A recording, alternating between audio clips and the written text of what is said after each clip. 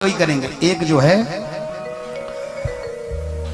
एक घर में एक बूढ़ी मैया थी, उसका बेटा, बहू, एक नाती। तो उसका बेटा जाता था जॉब पर सुबह सुबह। वो मैया को उसको जो है आंखों से रोशनी कम थी, दिखाई नहीं पड़ता था। तो वो ऑफिस के लिए तैयार हो रहा था, उधर बेटा भी ऑफिस के लिए तैयार, स्कूल के लिए तैयार हो रहा था, और उसकी पत्नी किचन में भोजन बना रही थी। और सुबह सुबह न्यूज़पेपर आ गया, तो मैया ने न्यूज़पेपर ले लिया और उसको दिखाई नहीं पड़ा, तो अपने बच्चे से कह दिया, बेटा एक काम करो, देखो हमारा चश्मा कहाँ रखा है। तो बेटे ने जैसे ही मैया ने कहा कि चश्मा कहाँ रखा है, बताओ देखो। अब वो बेटा, उसको लेट हो रहा था तो उसको क्रोध आ गया, मैया के सामने ही चश्मा रखा था। अब उसकी नजर नहीं पड़ी मां की, तो उसने ये शब्द कहा, मां तुमको भी दिखाई नहीं पड़ता है, आपके सामने चश्मा रखा है, ये लो चश्मा, ऐसा कह दिया।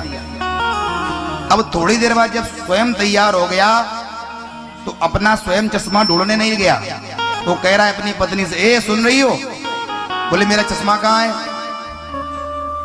तो उसका भी चश्मा पासे में रखा था, उसके जस्ट पीछे। तो वो जो उसका बेटा था जो स्कूल के लिए तैयार हो रहा था, वो कहता है, पिताजी तुमको दिखाई नहीं पड़ता, ये चश्मा रखा है। अब वो पिता अपने बेटे को डांट रहा है। ऐसे बात करते हैं बड़े लोगों से, ऐसे बात करते हैं। स्कूल में यही पढ़ने जाते हो, ये सीखने जाते हो। तो बेटा कहता है, पापा, पिताजी मैंने स्कूल में नहीं पढ़ा है, मुझे स्कूल में नहीं पढ़ाया गया है, मुझे तो पढ़ाया गया है, अभी आपको मैंने देखा कि आपने दादी से ऐसा कहा है कि आपको दिखाई नहीं पड़ता है, चश्मा सामने रखा है। मैंने आपसे भी वही बात कह दिया, इसमें मेरी बात क्या है, जैसा आपने कहा वैसा मैंने कह दिया, ये मैंने आपसे सीखा है। तो बच्चे जो भी सीख रहे हैं वो आपसे सीख रहे हैं। आप घर में गाली दे रहे हो ना बच्चों के सामने, तो बच्चे भी गाली देना शुरू हो जाएंगे।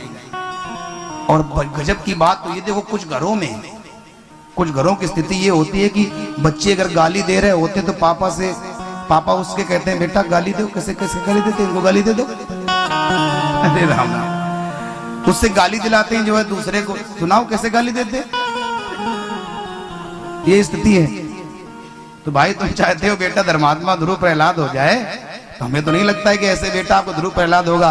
बड़े होकर के आपको भी खींच कर गाली सुनाएगा और खींच खींच डंडा चलाएगा, तब फिर समझ में आएगा कि हमने बच्चों में क्या बीज बोया है, क्या हम काटना चाहते हैं फलों को, पुष्पों को, लेकिन बो रहे हम कांटे, हम कांटे बोएंगे तो कांटे ही मिलेंगे। बोलो बाकी